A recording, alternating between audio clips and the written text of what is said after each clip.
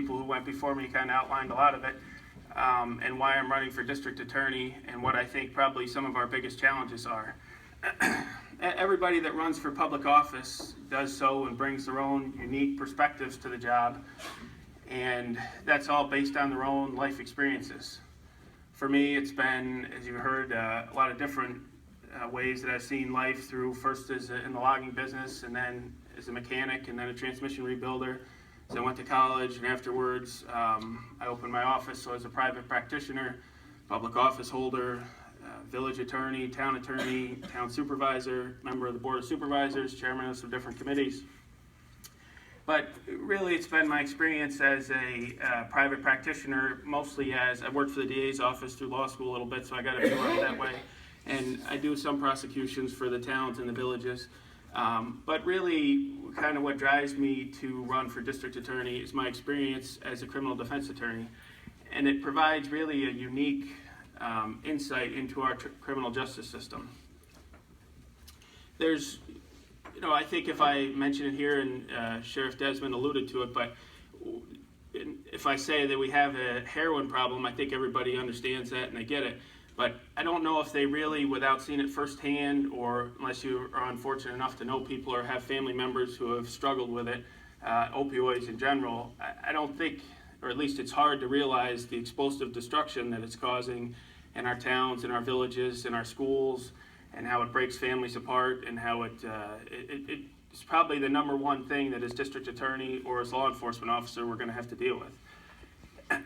Some of my colleagues, both as attorneys and fellow legislators there, say that the problem is out of control. It's too big for us to handle as a county, that we need to have the federal government or the state government give us resources and kind of step in to help us get rid of that, because it's really broke out to be an epidemic.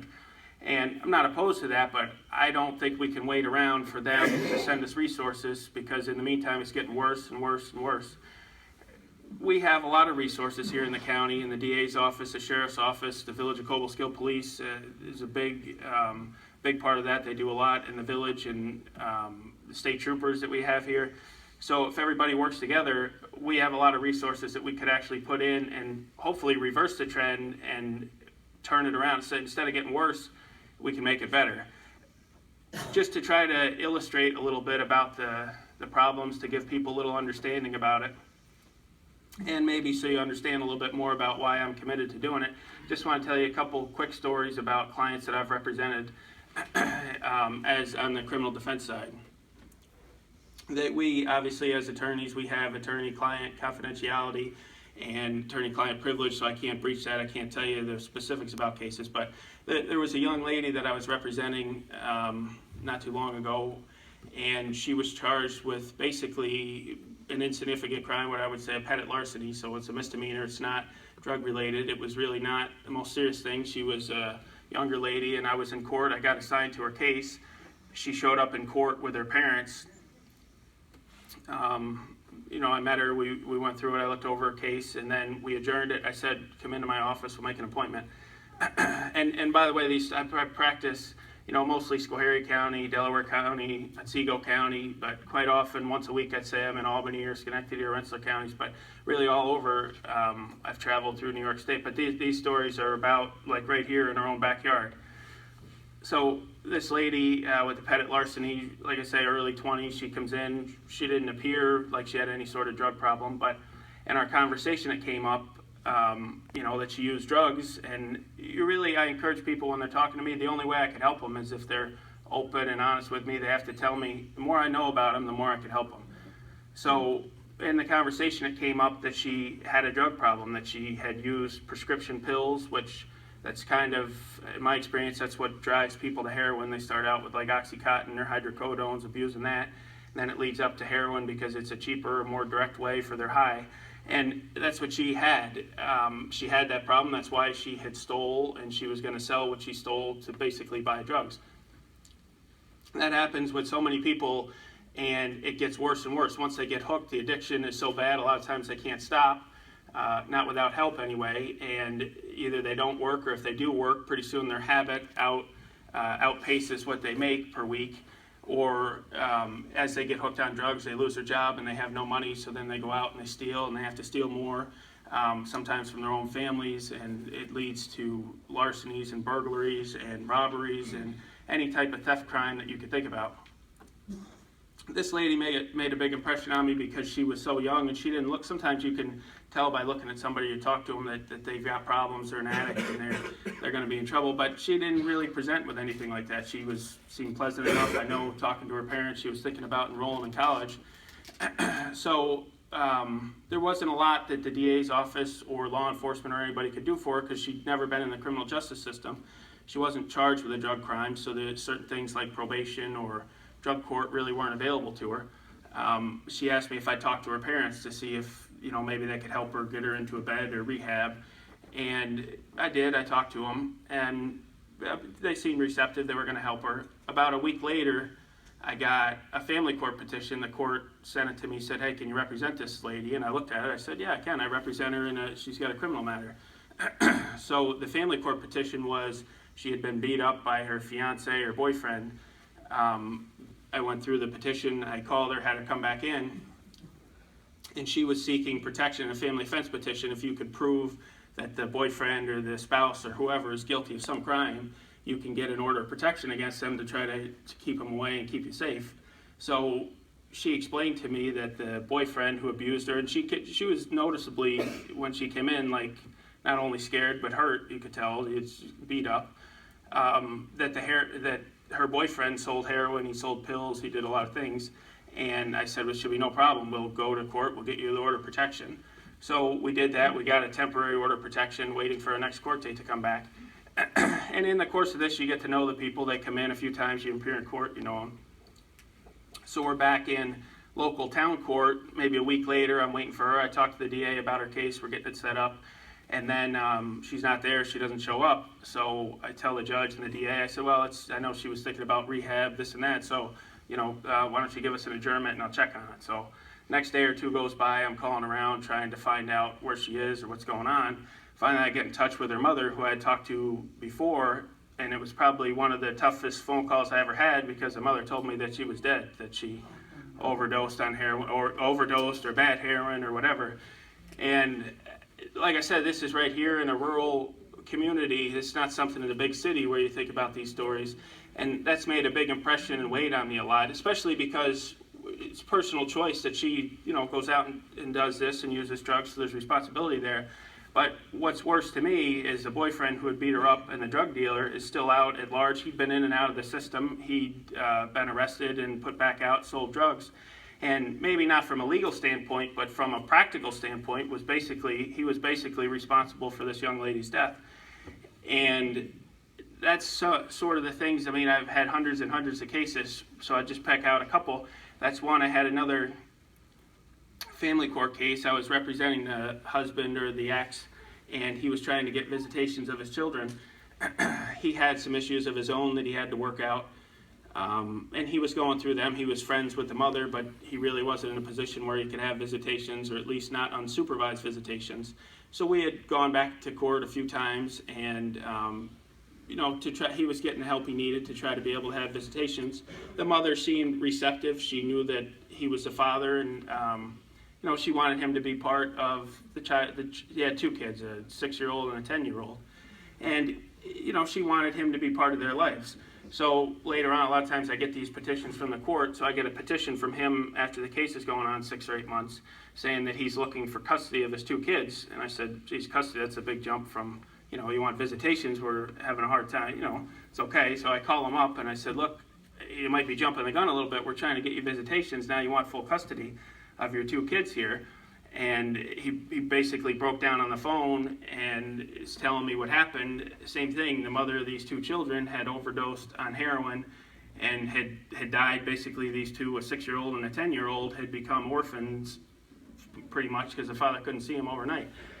So these are the stories and the people that I've been working with that have driven me to do this, because I think as district attorney, working with law enforcement, we can really make a big difference in this. I know there's a lot of, like I said before, a lot of people say the problem's too big. We can't handle it as a county. It's something you need the federal government or the state government. But I don't think we can wait around and have, I mean, that's 2 people I told you about. That's in a short time, right in our own neighborhoods here, that died from heroin use. And there's a lot more that I don't represent, but there's a lot of people that don't die who end up in bad shape. I mean, there's some Sheriff Desmond left, but I know I've talked to him in our meetings about people who are nearly dead or sometimes dead, and they bring back from a bad overdose when they administer Narcan. And it keeps getting worse and worse, and it's spiraling out of control. So running for district attorney, that's why I'm committed to running for district attorney, is that's the primary issue that's pushed me into it. And that'll be my goal as district attorney, if I get elected, is to try to turn the trend, instead of it expanding and getting worse and worse and more people hooked. I think that as a county, we can do everything in our power, and I think you'll see progress if we work hard enough on it to try to reverse that trend. Now, I don't want to keep everybody here all night, but I'll just outline kind of the overall plan, and it's why I started early in this campaign season, because I want to try to meet with everybody in our 16 towns and go to all the different groups, and anybody that wants to talk to me more about the details about what I would do to fight this, I'm happy to sit down, meet one-on-one or with a group. Anything, our website or any flyers we put out, I always have my home number on it, my cell phone number, my office number. You can call me at home or my cell phone, or you could call, make an appointment, come in, and we could talk about it. But I think we need like a 3-pronged approach. First is with addicts or even first-time users when they come into the criminal justice system, like that lady I was telling you about, that those people need, they need help, they need treatment, and there's been a move towards that, and especially in some of the bigger counties. I know, I was just talking to Attorney Dwyer back there in Schenectady County, how they've expanded their drug court program, and I think that's something we could do here in Schoharie, and some of the rural counties could, but it really needs to be monitored. There's things we could do without spending a lot of money in a county. When somebody comes in with a pettit larceny or other crimes that you think could be drug related, we could screen those people, tell them, before we plea bargain with your case, you got to go get a drug evaluation, have them screened, come back in, and if they need treatment, they have to do it. Otherwise, you can't plea bargain their case with them. And I think there's a lot of groups in our county. I know with the Board of Supervisors, Phil's committee, and he's brought a few people in to talk about the opioid problem and the outbreak. But the district attorney's office has a lot more leverage with these people and pushing them into treatment. Some people might not know at the time that they need treatment or not know how bad it is, but once they're pushed into treatment, if the district attorney's office could push them into treatment, and they start getting it, a lot of these people could come back and become productive members of our county, of our city here, and of our community. And there are some, I've represented them, and everybody out there knows them, that they don't want help and they don't want treatment, they just want to go about their lives. They try to think that using drugs is a victimless crime, which it couldn't be any more wrong, because there's so many broken families and the people they steal from and the children that are orphaned, their spouses that are widowed. So it's not a victimless crime, and if they refuse help, then unfortunately they're part of the problem, and we need to be tough on them. And if they don't want help, then they're going to have to be prosecuted, and they're going to have to, they're going to have to go away, so at least they're taken out, because they're like I said, they're part of the problem. With the drug dealers and drug pushers, they have made a determination in their mind where they think that it's profitable to prey upon our youth, mostly in our schools and in our village. In all of our 16 towns, no town's immune from this. More populated areas have bigger problems with it, but for those people that find it profitable, we need to make sure in our office, as a district attorney's office with law enforcement, that retribution is swift and severe. It has to be severe enough that they'll think twice or decide that it's totally unworth it to be able to sell drugs to make money off it. It keeps going back in my mind to the guy who sold drugs to that lady that was in her young 20s, and she's passed away, her children now no mother, and meanwhile he's still out there making money off of her death. So for those people, we really can't work with them, we can't give them treatment, we can't do anything with them other than the absolute stiffest punishment possible. And the third prong, which I think is important, and it's not purely legal in nature, but the district attorney could play a big part in this, is early intervention, because it's a lot easier to treat somebody or to help somebody with drug problem before they're addicted, before they're, actually even if before they've used heroin, if they're just using prescription pills, we could, through an early intervention system, the district attorney or ADAs could put programs on, like you've seen DARE and stuff like that, to go to schools to do programs.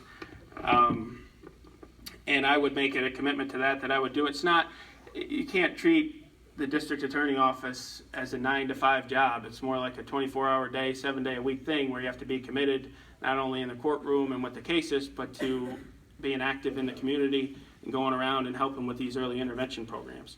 So that's kind of the really overall picture. And like I said, throughout the next 6-7 months between now and election, I can explain that better and we could talk more about it and when that's all we focus on. And that's for anybody, people who support me or don't support me. Still, I encourage you to come talk to me about it because it's still a problem that we're all dealing with. And just being aware of it will make a big difference.